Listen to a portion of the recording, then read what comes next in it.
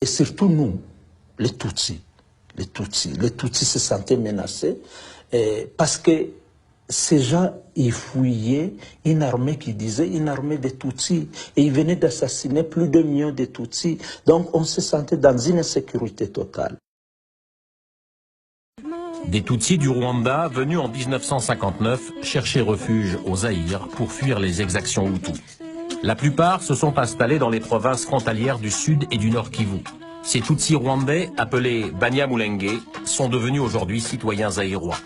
Ironie de l'histoire, c'est dans ces deux provinces peuplées de Tutsis ayant fui le Rwanda que 35 ans plus tard, des centaines de milliers de Hutus accusés de génocide ou de complicité de génocide trouvent refuge. Le Zaïre arrive à accueillir à peu près 1,6 million Hutus, civils, militaires, et ça c'est le point de départ de la déstabilisation complète de la région de Grand Lac.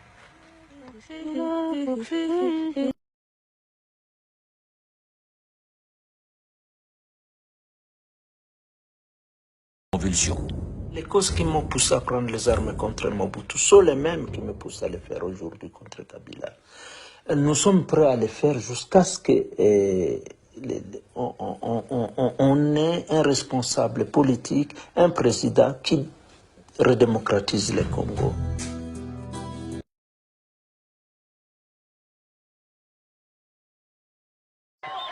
Au Rwanda, dans les camps d'entraînement du FPR, des milliers de Tutsis du Zaïre n'attendent plus désormais qu'un ordre pour passer la frontière et mettre fin à la menace d'un nouveau génocide. Mais Kagame voit déjà plus grand.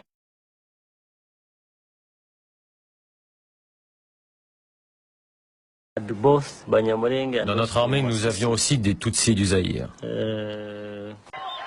Au Rwanda, dans les camps d'entraînement du FPR, des milliers de Tutsis du Zaïre n'attendent plus désormais qu'un ordre pour passer la frontière et mettre fin à la menace d'un nouveau génocide.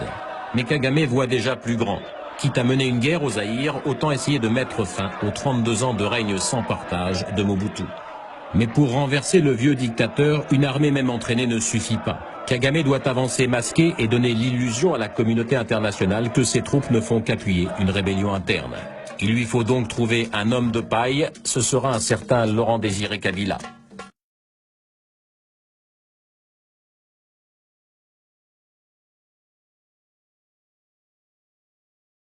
Deogracias Bouguera, un Tutsi zaïrois du Nord Kivu, créateur dans les années 1990 de l'Alliance démocratique populaire. Massassou Nindaga, moitié Tutsi, moitié Katangais, dirigeant du mouvement révolutionnaire pour la libération du Zaïre basé au sud Kivu.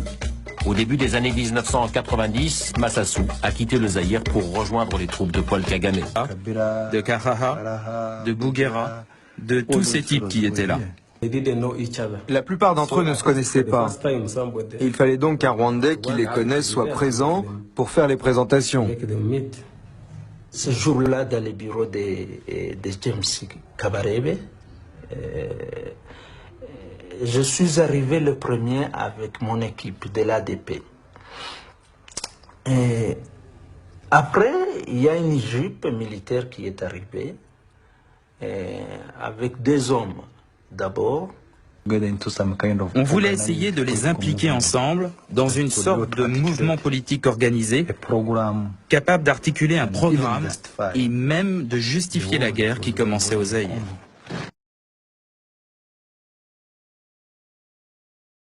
Le but de tout ça était de procéder à un nouveau génocide dans le pays. Nous prendrions nous-mêmes les choses en main. Je ne suis pas rentré dans les détails de ce qu'on allait faire, bien sûr.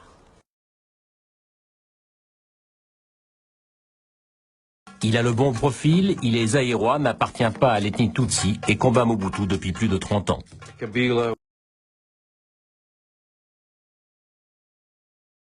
Il a le bon profil, il est zaïrois, n'appartient pas à l'ethnie Tutsi et combat Mobutu depuis plus de 30 ans. Je pensais qu'il avait un potentiel, car il s'opposait à Mobutu depuis très longtemps. Et en plus, il était du Katanga, de l'est du Zaïre. Il parlait swahili.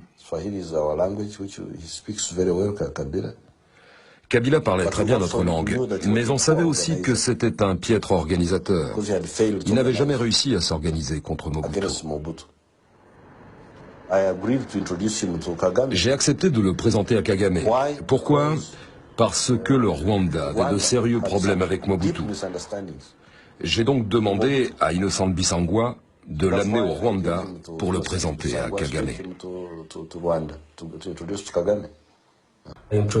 J'ai introduit l'ordre du jour, c'est-à-dire la libération du Zaïre et la guerre contre Mobutu. Ils étaient contents. Je pense qu'ils étaient contents de s'être rencontrés. Quand nous avons décidé de rassembler ces Zaïrois pour faire la guerre, c'était pour qu'ils combattent avec nous leur gouvernement. C'est-à-dire celui qui supportait les miliciens et les soldats de l'ancienne armée rwandaise. Mais c'était aussi pour que tout ça débouche sur des changements en profondeur au Zaïre. Les causes qui m'ont poussé à prendre les armes contre Mobutu sont les mêmes qui me poussent à les faire aujourd'hui contre Kabila. Nous sommes prêts à les faire jusqu'à ce que on ait un responsable politique, un président qui redémocratise le Congo. On se sentait menacé, et surtout nous, les Tutsis se sentaient menacés, parce que ces gens, ils fouillaient une armée qui disait une armée de Tutsis, et ils venaient d'assassiner plus de 1 million de Tutsis. Donc on se sentait dans une insécurité totale.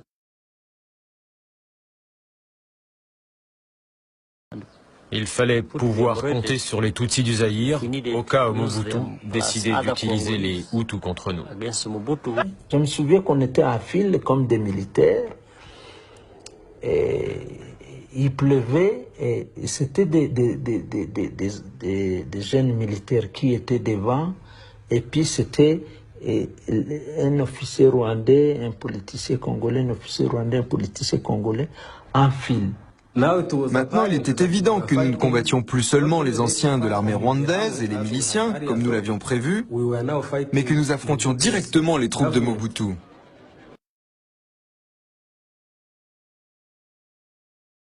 Pourquoi? Parce que le Rwanda avait de sérieux problèmes avec Mobutu. J'ai donc demandé à Innocent Bissangwa de l'amener au Rwanda pour le présenter à Kagame. Le gouverneur du Sud Kivu, qui vivait à Bukavu, a fait une déclaration à la radio. Il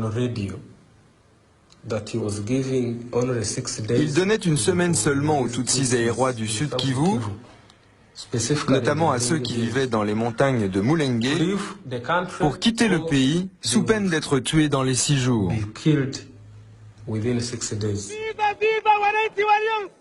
Ce sont des villes de Goma, de Bukavu et de Uvira.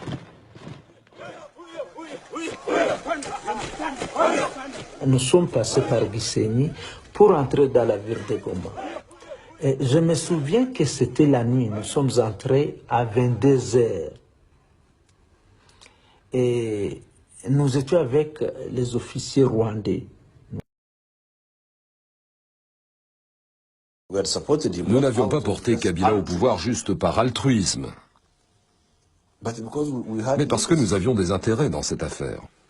Il était hors de question que les intérêts du Rwanda, de l'Ouganda et du peuple congolais au Congo passent à la trappe.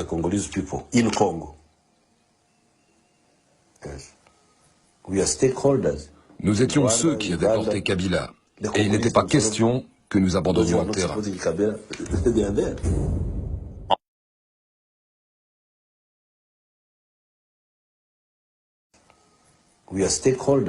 Nous étions ceux qui avaient porté Kabila, et il n'était pas question que nous abandonnions le terrain.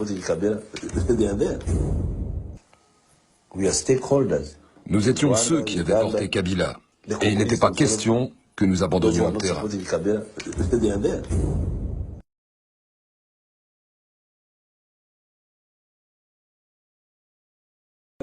To mistrust Kabila a commencé à se méfier de tous les Congolais d'origine Tutsi qu'il avait accompagnés au pouvoir. Il ne faisait confiance qu'aux Katangais, les hommes de sa tribu. Petit à petit, il s'est mis à écarter tous les fondateurs de la FDL. Il m'avait accusé au mois de mars 1998 de vouloir faire un coup d'État avec 30 kilos de documents.